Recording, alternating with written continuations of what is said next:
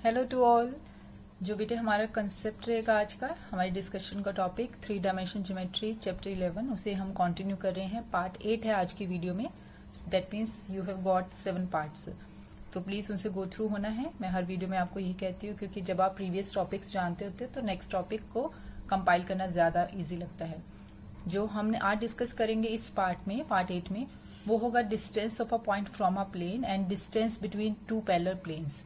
एक पॉइंट का प्लेन से डिस्टेंस कैसे फाइंड आउट कर सकते हैं, और अगर दो पैरेलल प्लेन्स हैं तो उनका कैसे हम डिस्टेंस फाइंड आउट कर सकते हैं। क्यों? क्योंकि अगर दो प्लेन्स इंटरसेक्ट होते हैं तो वो तो फिर कंडीशन अलग होती है। उनकी इंटरसेक्शन से पास होने वाला एक प्लेन की इक्वेशन हम फाइंड आउट करते हैं। ठीक है, अगर दो प्लेन्स इंटरसेक्ट है दैट मीन्स उनका तो डिस्टेंस ही 0 है, तो वो वाला केस तो हो ही नहीं सकता कंसिडर। अब इन टॉपिक से रिलेटेड जो क्वेश्चन है वो है क्वेश्चन नंबर 14 एक्सरसाइज 11.3 में से। एग्जाम्पल 28 है मिसलेनियस एक्सरसाइज का, और मिसलेनियस एक्सरसाइज का 14, 18, 21, 22 ये सब क्वेश्चंस यहाँ से रिलेटेड हैं। कुछ बोर्ड क्वेश्चंस भी हैं जिनको हम डिस्कस करेंगे, और आदि शमा में से भी हम कुछ क्वेश्चंस की डिस्कशन करेंगे। तो मूव करते हैं अपने टॉपिक के साथ। पहले हम इस टॉपिक को लेकर डिस्कशन करते हैं, distance of a point from a plane.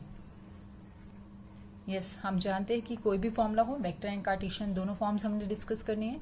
सो पहले हम वेक्टर फॉर्म डिस्कस करते हैं distance of a point from a plane की। सो सपोज हमारे पास एक पॉइंट है P with coordinates x1, y1, z1। सो अगर क्योंकि वेक्टर फॉर्म हमने डिस्कस करनी है तो इस पॉइंट के कॉरस्पॉन्डिंग एक हमें वेक्टर मिलेगा, that is the position vector of P, means OP vector, और उसको हमने नेम दिया है वेक्टर A से।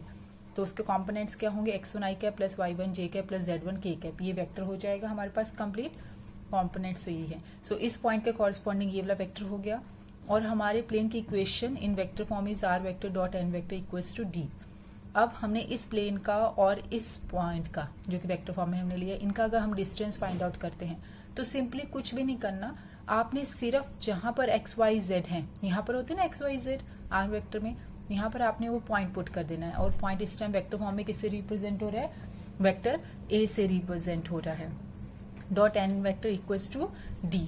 ठीक है, so distance of a point P from the plane. इस पॉइंट पी का प्लेन से डिस्टेंस क्या रहेगा आपके पास, a vector dot n vector equals to d. So जो ये पॉइंट वेक्टर है जनरल वेक्टर, ये सो जनरल वेक्टर में आपने ये पॉइंट सब्स्टिट्यूट करना होता है। तो यहाँ हो गया a vector dot n vector minus d, जो भी यहाँ कांस्टेंट होगा दूसरी तरफ लाना है आपने, upon magnitude of this n vector. So ये हमारे पास होती है वेक्टर फॉर्म में डिस्टेंस फॉर्मूला। और कार्टेशियन फॉर्म में अगर हम करेंगे तो कार्टेशियन फॉर्म में अगर आपका पॉइंट हो गया P x1 y1 z1 coordinates के साथ, और कार्टेशियन फॉर्म में वेक्टर प्लेन की equation ax plus by plus cz equals to d ये होगी। सो अब कार्टेशियन फॉर्म में हमारे पास क्या रहता है, अभी मैंने आपको समझाया कि आपने x y z के प्लेस पर पॉइंट पुट करना होता है। यहाँ होते थे x y z, इसलिए इसके प्लेस पर हुआ था हमारा पॉइंट पुट, जो कि वेक्टर फॉर्म में a वेक्टर था। सो अब हमने यहाँ x y z के प्लेस पर पॉइंट पुट करना है, तो ये होगा ax1 plus by1 plus cz1 minus d. Constant हम आपने every time left hand side पर लेके आनी है, ठीक है बेटा, upon magnitude of n vector था ना, और एन वेक्टर कार्टेशियन फॉर्म में क्या होता है, एक्स वाई जेड के कॉम्पोनेंट्स की फॉर्म में रिप्रेजेंट हो रहा होता है। तो ये होगा root of a square plus b square plus c square. Same ही टर्म्स होती हैं, बस एक वेक्टर फॉर्म में रिप्रेजेंट हो रहा है और एक कार्टेशियन फॉर्म में। ठीक है, तो अब हम करेंगे क्वेश्चंस और क्लैरिटी मिल जाएगी हमें क्वेश्चन से। ये सार first question is find the distance of the point 3 minus 2 1 from the plane 2x minus y plus 2z plus 3 equals to 0। 11.3 exercise के 14th का ये बी पार्ट है बेटे। अब हम इसको कार्टेशियन फॉर्म से करते हैं। हम इसी सेम क्वेश्चन को वेक्टर फॉर्म से मैं आपको करके दिखाऊंगी, और दोनों से आंसर सेम रहता है, डिफरेंट तो होगा नहीं, क्योंकि सिर्फ हमने फॉर्मेट चेंज किया क्वेश्चन को करने का। तो हमारी प्रैक्टिस के लिए हम दोनों से करेंगे, एग्जाम में सिर्फ एक से ही करना होगा। ठीक है, तो अब यहाँ पर जब हम करेंगे अपने फॉर्मूले को यूज करेंगे। अभी हमने सीखा, आपने सिर्फ क्या करना होता है, जहां एक्स वाई जेड है वहां पर आपने पुट करना है पॉइंट। तो ये हो जाएगा 2 इंटू 3, क्योंकि यहाँ एक्स कोऑर्डिनेट 3 है। फिर होगा -1 इंटू -2 प्लस 2 इंटू जेड के प्लेस पर क्या आ जाएगा 1। तो एक्स वाई जेड के प्लेस पर हमने पुट कर दिया पॉइंट, ये आपको नजर आ रहा है। और फिर कांस्टेंट टर्म आपने लेफ्ट हैंड साइड पर रखने होते हैं, यहाँ ऑलरेडी लेफ्ट हैंड साइड पर है तो वो +3। लेफ्ट हैंड साइड पर आके जो उसका साइन होता है एज इट इज वही रखना है, अपॉन फिर आपने a square plus b square plus c square करना होता है, which is 2 square plus -1 square plus 2 square. और after calculation numerator is 13 and the denominator is √9 which is 3। That means इस पॉइंट का इस प्लेन से डिस्टेंस कितना है, 13/3। ये हमने किया है कार्टेशियन फॉर्म से। अब हम वेक्टर फॉर्म पर मूव करते हैं और देखते हैं कि उसको कैसे ट्राई करना है। अब वेक्टर फॉर्म से बेटा अगर करेंगे तो ये वाला पॉइंट वेक्टर फॉर्म में क्या होगा, 3i cap minus 2j cap plus k cap, ठीक है। और ये प्लेन हमारा वेक्टर फॉर्म में क्या बन जाएगा, r vector dot 2i cap minus j cap plus 2k cap और ब्रैकेट क्लोज देन प्लस 3। तो ऐसा नजर आएगा आपको ये, ठीक है। ये हमारा पॉइंट इस पॉइंट के कॉरेस्पॉन्डिंग ये हो गया 3i cap minus 2j cap plus k cap, और जो ये हमारा प्लेन था उसके कॉरेस्पॉन्डिंग हो गया r vector dot 2i cap minus j cap plus 2k cap bracket close plus 3। अब यहाँ जब करेंगे, अभी भी हमने वही सीखा था कि आपने सिर्फ क्या करना है, r वेक्टर के प्लेस पर ये पॉइंट पुट करना होता है। जैसे यहाँ x y z के प्लेस पर करते हैं सेम वही चीज, तो आप 3i cap minus 2j cap plus k cap को यहाँ पुट कर दोगे, ठीक है। तो जब हम यहाँ कर देंगे कुछ ऐसा नजर आएगा, ये हमने पुट कर दिया पॉइंट डॉट ये n vector plus 3 upon magnitude of n vector which is again root of 2 square plus minus 1 square plus 2 square. अब यहाँ डॉट प्रोडक्ट कर लोगे तो 3 into 2 is 6, then minus 2 into minus 1 is plus 2 and then 1 into 2 is 6, ठीक है। वो formula मैंने आपके लिए लिखा हुआ था, 1 into 2 is 2, ठीक, प्लस 3 अलग से हो जाएगा अपॉन रूट 9 और ये हो गया 13 upon 3। Again by calculation we have same terms, चाहे कार्टेशियन से मूव किया हमने चाहे वेक्टर से मूव किया, तो दोनों में सेम पार्ट आया, ठीक है। आई होप आपको फॉर्मूले की अंडरस्टैंडिंग होगी और हमने कैसे यूज करना है वो भी आपको पता चल गया होगा। अब हम अदर क्वेश्चंस पर मूव करते हैं। यस बेटा, अब हम कर रहे हैं मिसलेनियस एक्सरसाइज के 14th क्वेश्चन को discuss. If the point 11p and minus 301 be equidistance from the plane this, then find the value of p। Equidistance होने का मतलब है आप पहले इस पॉइंट का इस प्लेन से डिस्टेंस लोगे और फिर आप इस सेकंड पॉइंट का प्लेन से डिस्टेंस लोगे और वो दोनों डिस्टेंस आप इक्वल रखोगे, क्योंकि हमें क्वेश्चन में दिया हुआ है कि वो इक्विडिस्टेंस है। तो हम पहले स्टार्ट करते हैं डिस्टेंस फाइंड आउट करना। पहले हम इस फर्स्ट पॉइंट का, ये लैंग्वेज में लिख देती हूँ आपको कि आपने बोर्ड में जिस फॉर्मेट से करना होता है। तो हम पहले इस पॉइंट का 11p का डिस्टेंस फाइंड आउट करते हैं अपने प्लेन से, और हमें पता है कि ये वेक्टर फॉर्म है तो हम वेक्टर से ही कर लेते हैं, कोई इशू नहीं। आप कार्टेशियन से करना चाहो तो इसको कार्टेशियन में कन्वर्ट करके कर सकते हो। अब वेक्टर फॉर्म से करना है तो इस पॉइंट के कॉरेस्पॉन्डिंग जो वेक्टर आएगा उसको हम कहाँ पुट करेंगे, r वेक्टर के प्लेस पर। So it becomes i cap plus j cap plus p k cap dot ये n वेक्टर और ये plus 13 upon magnitude of n vector which is 3 square plus 4 square plus minus 12 square, ठीक है। और नीचे आपके लिए फॉर्मूला मैंने फिर से मेंशन कर दिया। अब आपको करनी है सिर्फ calculation, and after calculation you have 1 into 3 plus 3, then 1 into 4 plus 4, p into minus 12 is minus 12p plus 13 as it is, and in the denominator we have 9 plus 16 plus 114। तो जो हमें मिलेगा कैलकुलेशन के बाद वो हो जाएगा 20 माइनस 12p अपॉन 13। ये है फर्स्ट पॉइंट से प्लेन का डिस्टेंस। अब हम सेकंड पॉइंट से प्लेन के डिस्टेंस को फाइंड आउट करते हैं। तो अब कॉरेस्पॉन्डिंग वेक्टर क्या बनेगा इस पॉइंट के corresponding, minus 3i cap plus 0j cap, उसको लिखने की जरूरत नहीं है, and then plus k cap, वो यहाँ पुट करेंगे r वेक्टर के प्लेस पर डॉट ये वाली term plus 13 as it is, और डिनोमिनेटर में वही 3 square plus 4 plus minus 12 square, ठीक है, 4 स्क्वायर था। फिर से कैलकुलेट किया हमने, पहले डॉट प्रोडक्ट की इन दोनों की, तो वो हो जाएगा माइनस 9, देन j का कॉम्पोनेंट तो 0 ही हो गया, and then 1 into minus 12 is minus 12 plus 13 upon root 169, और लास्ट आंसर हमें मिलेगा यहाँ पर 8 upon 13। Now according to the question, जो ये दोनों पॉइंट इक्वल डिस्टेंस पर से प्लेन से, मीन्स जो हमने फर्स्ट पॉइंट से डिस्टेंस फाइंड आउट किया और जो ये सेकंड पॉइंट से डिस्टेंस फाइंड आउट किया, हम इन दोनों को इक्वल रख सकते हैं क्योंकि वो है ही सेम डिस्टेंस पर, तो हमने रख लिया इनको इक्वल। और यहाँ से हम अब निकालेंगे, अपनी कैलकुलेशन करेंगे टर्म्स को लेकर। तो अब हमारे लिए ये दोनों इक्वल है बेटा, मीन्स 13 और 13 cancel, so 20 minus 12 mod of 20 minus 12 p equals to 8। अब हमें पता है कि अगर हम मोड हटाते हैं तो दूसरी तरफ प्लस माइनस दोनों साइन इंट्रोड्यूस होते हैं, ये साइन इंट्रोड्यूस किए। यहाँ से अब आपने निकालनी है p की वैल्यू, तो आप पहले प्लस साइन, एक बार प्लस साइन कंसीडर कीजिए, एक बार माइनस साइन कीजिए कंसीडर। यहाँ पर जब आप कैलकुलेट कर लोगे तो p की वैल्यू आएगी 1, और after calculation here you get value of p as 7 upon 9। So the corresponding point, हमारा पॉइंट क्या था 1 1 p, और p की वैल्यू अगर हम 1 लेंगे तो वो होगा 1 1 1, और जब आप p की वैल्यू 7 अपॉन 3 लोगे तो पॉइंट होगा 1 1 7 अपॉन 3, ठीक है। सिर्फ एक ही कंडीशन कि डिस्टेंस आपने निकालना है और उनको इक्वल रखना है, वहां से आपको p की वैल्यू मिलेगी और फिर आपको रिक्वायर्ड पॉइंट मिल जाएगा, ठीक बच्चा। अब आगे मूव करते हैं। यस, नाउ थर्ड क्वेश्चन, और ये है मिसलेनियस एक्सरसाइज का question number 21। Prove that if a plane has the intercepts A, B, C and is at a distance of p units from the origin, then 1 upon a square plus 1 upon b square plus 1 upon c square equals to 1 upon p square. ये हमने बताना है. अब intercept की बात हो रही है और हमें दे रखा है कि प्लेन का x इंटरसेप्ट a है, y इंटरसेप्ट b है, z इंटरसेप्ट c है और हमने इंटरसेप्ट फॉर्म पढ़ चुके हैं. वो हमारी 4th वीडियो थी आई थिंक, तो आप एक बार 4th पार्ट देख लीजिएगा, शायद वो 4th पार्ट थी था. आपको प्ले लिस्ट में सारी वीडियोस मिल जाएंगी इससे रिलेटेड. यस, तो अब आपके पास हमने इंटरसेप्ट फॉर्म यूज करनी है. सो इन इंटरसेप्ट के कॉरस्पॉन्डिंग हमारी इंटरसेप्ट फॉर्म क्या होगी, x upon a plus y upon b plus z upon c equals to 1. ये हमारे पास प्लेन की इक्वेशन होगी. ठीक है बेटा, ओके. अब इस प्लेन का अगर आप ओरिजिन से डिस्टेंस लेते हो तो हमारा डिस्टेंस किसके इक्वल है, p यूनिट्स के इक्वल है.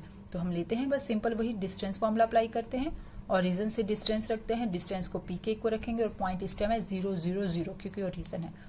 ये कार्टेशियन फॉर्म है ना, तो कार्टेशियन फॉर्म में आपने क्या करना है, तो पॉइंट को अगेन x y और z के प्लेस पर पुट करना है. Every time point x y z के प्लेस पर पुट होगा. तो डिस्टेंस के प्लेस पर तो आ गया p, क्योंकि उन्होंने डिस्टेंस हमें p दिया हुआ है. अब यहाँ 0 पुट करेंगे तो 0 upon a plus 0 upon b plus 0 upon c minus 1, क्योंकि आप लेफ्ट हैंड साइड पर लेके जाओगे, upon a square plus b square plus c square होता था हमारे पास कार्टेशियन फॉर्म में. तो यहाँ a क्या होता है, जो x के साथ होता है. x के साथ क्या है इस टाइम 1 अपॉन a. ठीक बेटा, x के साथ क्या है 1 अपॉन a. तो इस टाइम कैपिटल a की वैल्यू है 1 अपॉन a, कैपिटल b की वैल्यू है 1 अपॉन b और कैपिटल c की वैल्यू है 1 अपॉन c. तो a square plus b square plus c square करेंगे तो वो होगा 1 upon a square plus 1 upon b square plus 1 upon c square. अब यहाँ से क्या हो गया, न्यूमिनेटर 1 के इक्वल हो गया. कैलकुलेशन हमने की, न्यूमिनेटर हमारा हो गया 1 के equal, p equals to 1 upon root of a 1 upon a square plus 1 upon b square plus 1 upon c square. I hope ये समझ आ गया होगा आपको. क्यों हमने सिर्फ पॉइंट पुट किया है, यहाँ पर हमने पॉइंट पुट किया एक्स वाई जेड के प्लेस पर, जैसे कि हमने डिस्टेंस फॉर्मूला में सीखा है. Constant term left hand side पर और डिनोमिनेटर में क्या आता है, root of a square plus b square plus c square which is 1 upon a plus 1 upon b plus 1 upon c.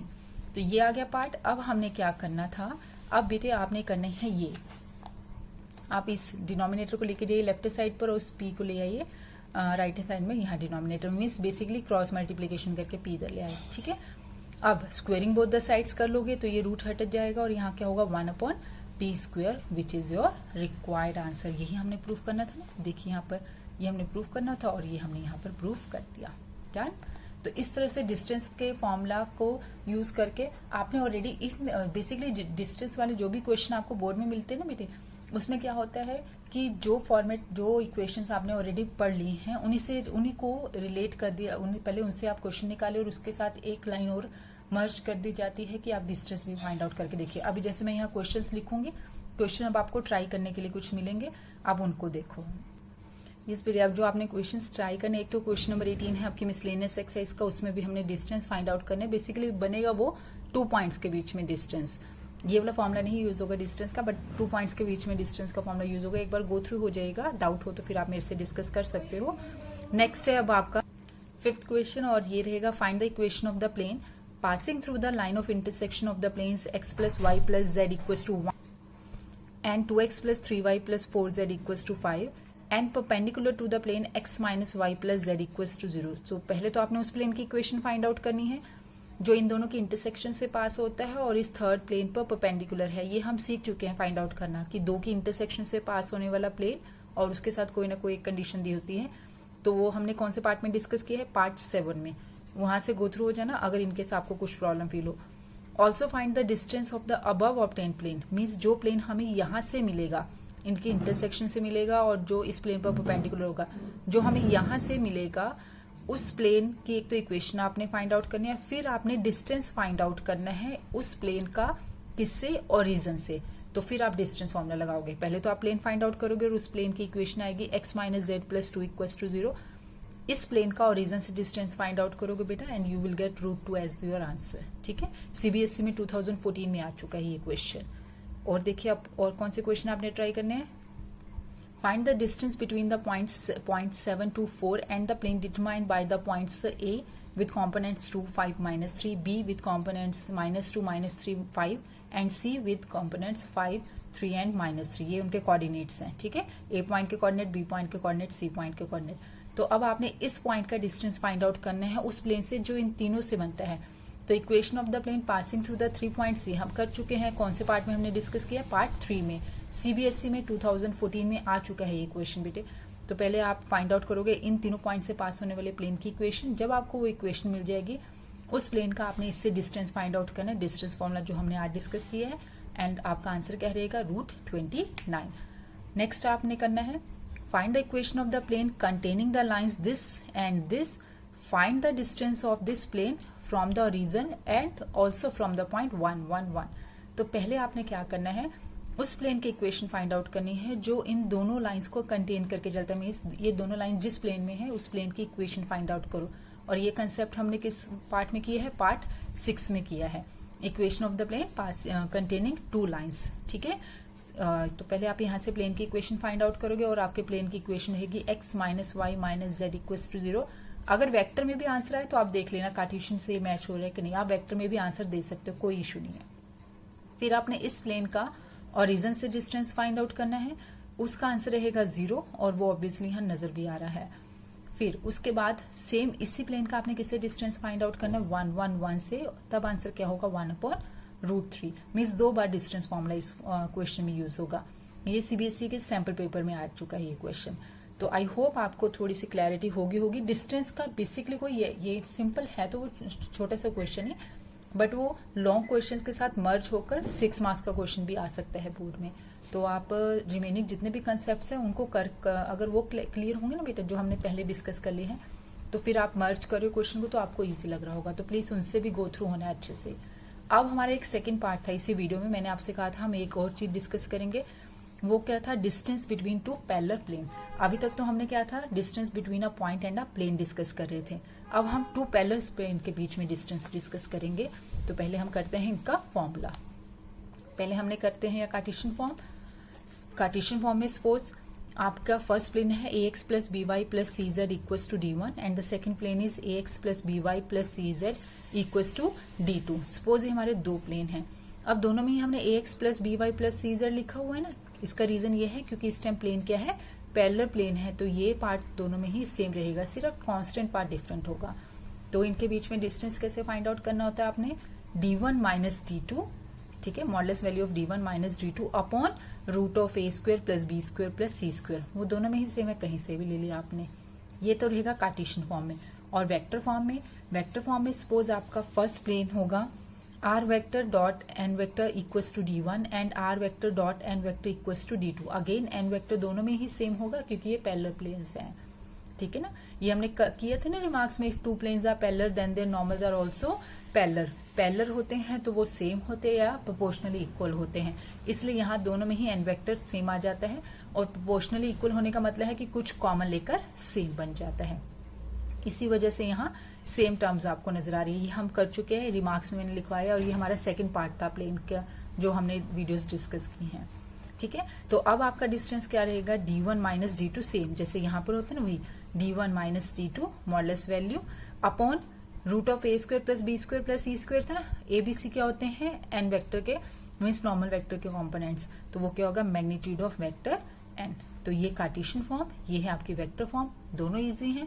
और अब हम क्वेश्चन करते हैं इससे related. Is find the distance between the planes r vector dot i cap + 2j cap + 3k cap + 7 = 0 and the second plane is r vector dot 2i cap + 4j cap + 6k cap + 7 = 0।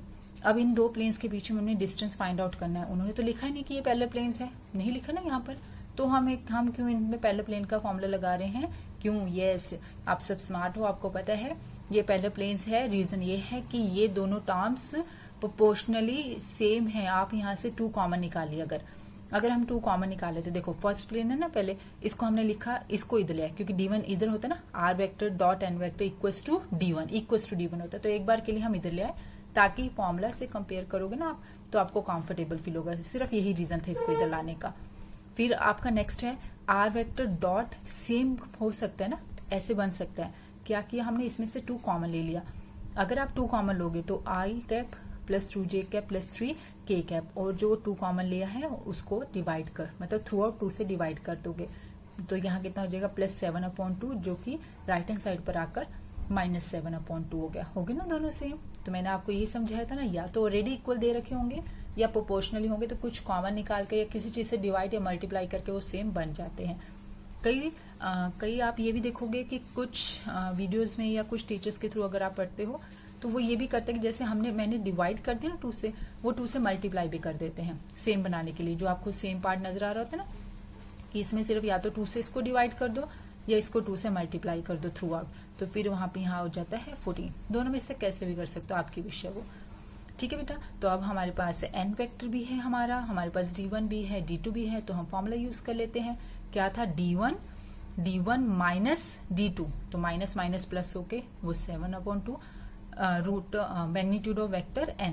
तो vector n के magnitude लेंगे वो क्या होगा, √(1² + 2² + 3²। तो जब इसको हमने कैलकुलेट किया ये हो गया 7/2, मॉडुलस वैल्यू ऑफ 7/2 इज 7/2, और ये कितना हो गया √14।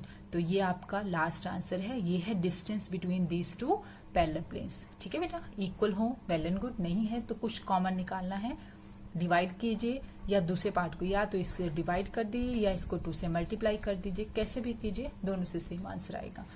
तो आई होप बस इतना, ये छोटा सा पार्ट है, ज्यादा बड़ा नहीं था। तो अब आप थोड़े से क्वेश्चन, इसके 1-2 क्वेश्चन ट्राई कर लोगे ना, तो आप खुद ट्राई करोगे तो और क्लैरिटी आ जाएगी कि हम सही कर रहे हैं। एक तो मिसलेनियस एक्सरसाइज का क्वेश्चन नंबर 22 है, वो आपने ट्राई करना है। एक मैंने आपके लिए आर.डी. शर्मा का क्वेश्चन लिख दिया है कि ये आपका प्लेन फर्स्ट प्लेन और ये सेकंड प्लेन, आपने इन 2 प्लेन्स के बीच में डिस्टेंस फाइंड आउट करना है। ये आपको कुछ नजर आ रही है, ये है क्या पैरेलल? यस, ये पैरेलल है। क्यों? क्योंकि अगर आप इसमें से 3 कॉमन ले लेते हो, 3 अगर आप कॉमन ले लेते हो, 3 से मीन्स 3 से डिवाइड कर देते हो, तो यहाँ होगा 2i cap minus 3j cap plus 6k cap plus 20/3 हो जाएगा। तो ये पार्ट दोनों सेम हो जाएंगे। अब अगेन आपकी विषय की, या तो आप इसको 3 से डिवाइड करो या इसको 3 से मल्टीप्लाई कर लो।